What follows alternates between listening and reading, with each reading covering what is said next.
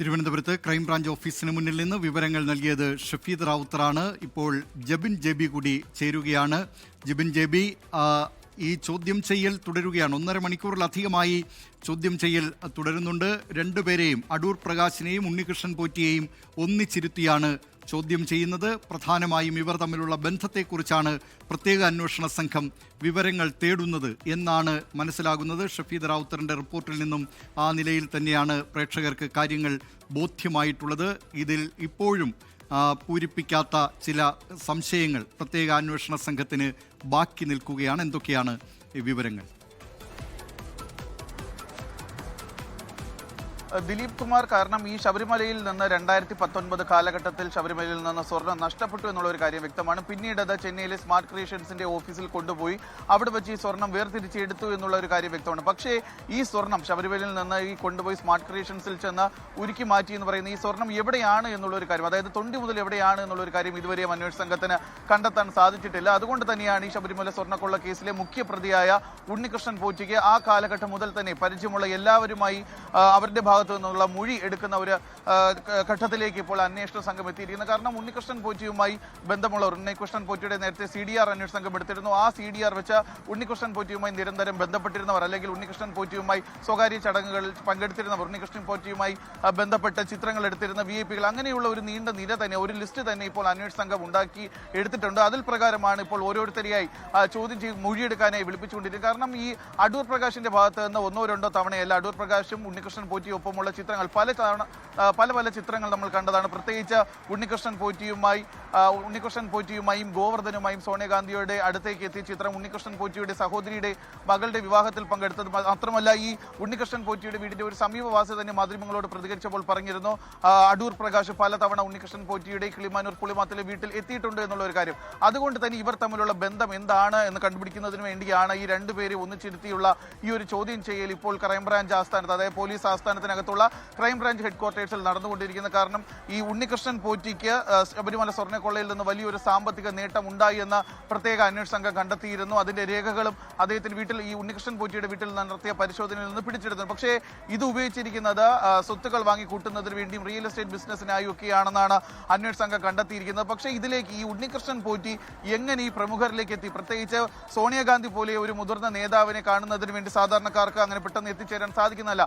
അപ്പോൾ ഉണ്ണികൃഷ്ണൻ പോറ്റി അവിടെ എത്തിച്ചത് അടൂർ പ്രകാശാണ്. അങ്ങനെ ഒരു ആളെ അവിടെ എത്തിക്കണമെങ്കിൽ അവർക്ക് തമ്മിൽ അത്രയും വലിയൊരു ബന്ധം ഉണ്ടാകുമെന്നാണ് അന്വേഷണ സംഘം സംശയിക്കുന്നത്. അതുകൊണ്ട് തന്നെയാണ് ഇപ്പോൾ ഈ ഒന്നിച്ചിരുത്തിയുള്ള ഒരു ചോദ്യം ചെയ്യലിലേക്ക് അന്വേഷണ സംഘം എത്തിയിരിക്കുകയും ചെയ്തത്. കാരണം ഈ ഉണ്ണികൃഷ്ണൻ പോറ്റിയും ഈ കേസുമായി ബന്ധപ്പെട്ട പല തവണ അന്വേഷണ സംഘം ചോദ്യം ചെയ്തിരുന്നു. ഈ മൊഴികളുടെ അടിസ്ഥാനത്തിലാണ് എൻ വാസു ആയിരുന്നാലും പത്മകുമാർ ആയിരുന്നു, അങ്ങനെ ഒരു നീണ്ട നിര തന്നെ അറസ്റ്റിലായി ഇവരെല്ലാം ജയിലിൽ കഴിയുന്ന ഒരു സാഹചര്യം ഉണ്ടായത്. പക്ഷേ അടൂർ പ്രകാശിനെ ഈ ഒരു കേസുമായി ബന്ധപ്പെട്ട് ആദ്യം ചെയ്താണ്, പ്രത്യേകിച്ച് ഒരു UDF നേതാവിനെ അല്ലെങ്കിൽ UDFന്റെ കൺവീനറിനെ തന്നെ ഇങ്ങോട്ടേക്ക് ചോദ്യം ചെയ്യാൻ വിളിപ്പിച്ചിരിക്കുന്നത് നിർണായകമാണ്. കാരണം ഈ അടൂർ പ്രകാശിൽ നിന്ന് നിർണായകമായ വിവരങ്ങൾ ലഭിക്കേണ്ടതുണ്ട്. അടൂർ പ്രകാശ് ഇതുമായി ബന്ധപ്പെട്ട പലതവണ മാധ്യമങ്ങളോട് സംസാരിച്ചപ്പോൾ പറഞ്ഞത് തനിക്ക് ഉണ്ണികൃഷ്ണൻ പോറ്റിയെ തന്റെ മണ്ഡലത്തിലുള്ള ഒരാൾ എന്ന നിലയിൽ മാത്രമാണ് പരിചയം.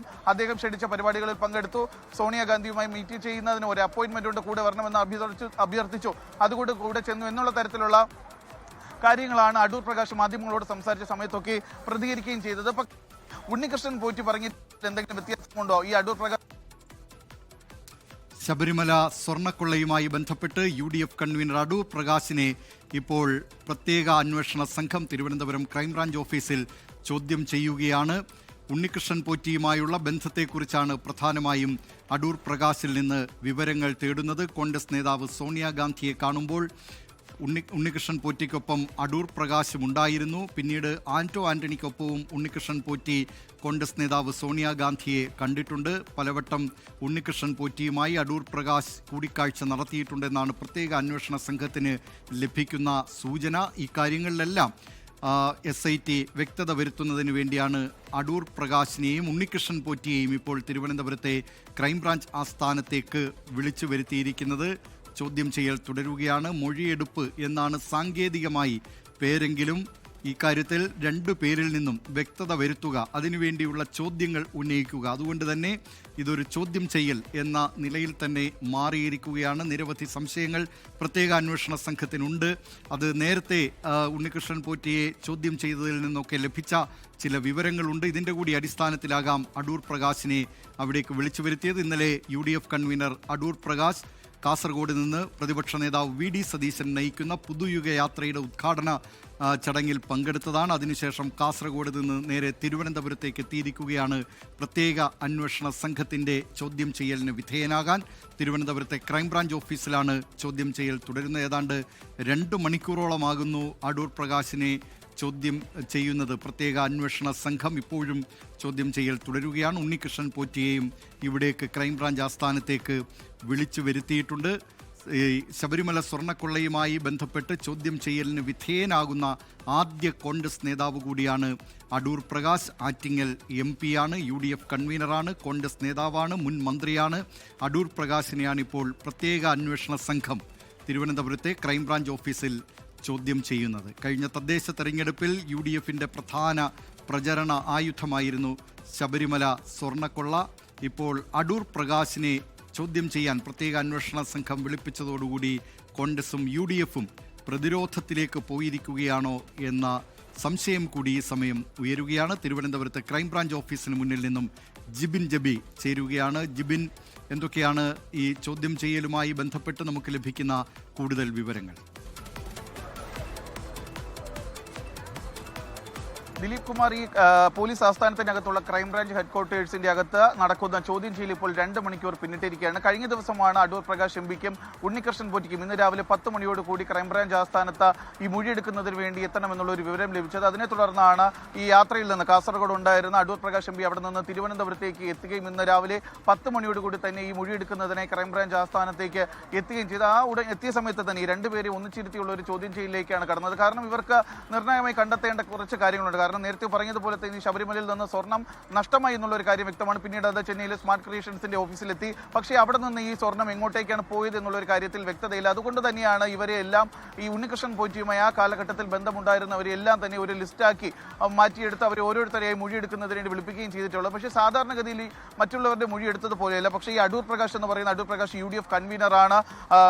അതായത് ഈ ഉണ്ണികൃഷ്ണൻ പോറ്റിയുടെ സ്ഥലത്തെ കിളിമാനൂർ പുളിമാത്ത് ഉൾപ്പെടുന്ന പ്രദേശത്തെ MPയും കൂടിയാണ്. അപ്പോൾ അങ്ങനെ ഒരാൾക്ക് ഈ ഉണ്ണികൃഷ്ണൻ പോറ്റിയുമായി എന്താണ് ഇത്രയും വലിയ ബന്ധം? കാരണം ഉണ്ണികൃഷ്ണൻ പോറ്റിയുമായി ഒരു കുടുംബ ചടങ്ങിൽ പങ്കെടുത്ത ചിത്രം മാത്രമല്ല പുറത്തു വന്നിരിക്കുന്നത്. കാരണം ഉണ്ണികൃഷ്ണൻ പോറ്റിയോ അടൂർ പ്രകാശും സോണിയാഗാന്ധിയോടൊപ്പം നിൽക്കുന്ന ചിത്രമാണ് പുറത്തു വന്നിരിക്കുന്നത്. അതിൽ ഗോവർദ്ധനുണ്ട്. ഗോവർദ്ധൻ ഈ സ്വർണ്ണക്കൊള്ള കേസിൽ മറ്റൊരു പ്രതിയാണ്. അദ്ദേഹമാണ് ഈ സ്മാർട്ട് ക്രിയേഷൻസിൽ നിന്ന് സ്വർണം വാങ്ങിയതെന്നാണ് പറയപ്പെടുന്നത്. അങ്ങനെ ഈ ശബരിമല സ്വർണ്ണക്കൊള്ളയുമായി ബന്ധപ്പെട്ട പ്രധാനപ്പെട്ട 2 പ്രതികൾ അടൂർ പ്രകാശ്, സോണിയാഗാന്ധി ഇവർ ഒന്നിച്ചുള്ള ഒരു ചിത്രമാണ് പുറത്തു വന്നിരിക്കുന്നത്. അതുകൊണ്ട് തന്നെയാണ് ഇത് ഈ അടൂർ പ്രകാശിന്റെ മൊഴിയെടുപ്പ് ഇത്രയും നിർണായകമാവുകയും ചെയ്തിട്ടുള്ളത്. അപ്പോൾ അവർ തമ്മിൽ ഈ സാധാരണഗതിയിൽ ഒരു മണ്ഡലത്തിന്റെ അകത്തുണ്ടായിരുന്ന ഒരാൾ എന്നുള്ളതിൽ അപ്പുറം മറ്റൊരു ബന്ധമുണ്ടെന്ന് തന്നെയാണ് പ്രത്യേക അന്വേഷണ സംഘം സംശയിക്കുകയും ചെയ്തത്. പ്രത്യേകിച്ച് ഈ ശബരിമല സ്വർണ്ണക്കൊള്ളയുമായി ബന്ധപ്പെട്ട് ഈ അടൂർ പ്രകാശിനോടൊപ്പമുള്ള ചിത്രങ്ങൾ പുറത്തു വന്ന സമയത്ത് അടൂർ പ്രകാശ് മാധ്യമങ്ങളോട് സംസാരിച്ചു.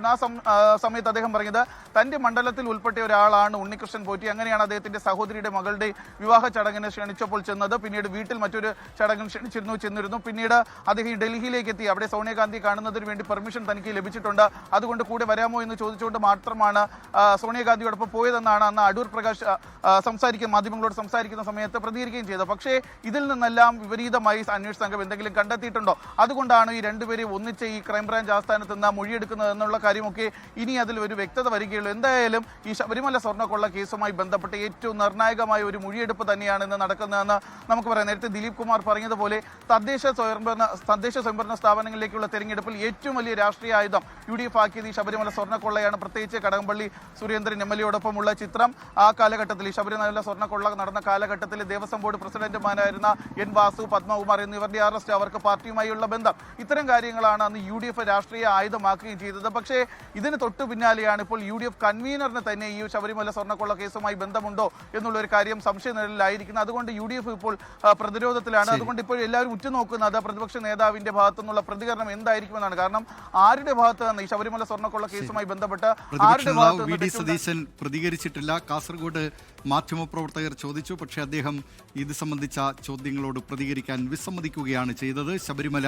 സ്വർണ്ണക്കൊള്ളക്കേസിൽ പ്രത്യേക അന്വേഷണ സംഘത്തിന്റെ ചോദ്യമുനയിൽ UDF കൺവീനറും കോൺഗ്രസ് നേതാവും ആറ്റിങ്ങൽ MP-യുമായ അടൂർ പ്രകാശ് ഇപ്പോൾ തിരുവനന്തപുരത്തെ ക്രൈംബ്രാഞ്ച് ആസ്ഥാനത്ത് അദ്ദേഹത്തെ പ്രത്യേക അന്വേഷണ സംഘം ചോദ്യം ചെയ്യുകയാണ്. സാങ്കേതികമായി മൊഴിയെടുപ്പ് എന്നാണ് ഇതിന് പറയുന്നത്. പക്ഷേ ആ ചോദ്യം ചെയ്യൽ, അതായത് ഈ ഉണ്ണികൃഷ്ണൻ പോറ്റിയുമായുള്ള ബന്ധത്തെക്കുറിച്ചുള്ള വിവരങ്ങളാണ് പ്രധാനമായും പ്രത്യേക അന്വേഷണ സംഘം അടൂർ പ്രകാശിൽ നിന്ന് തേടുന്നത്.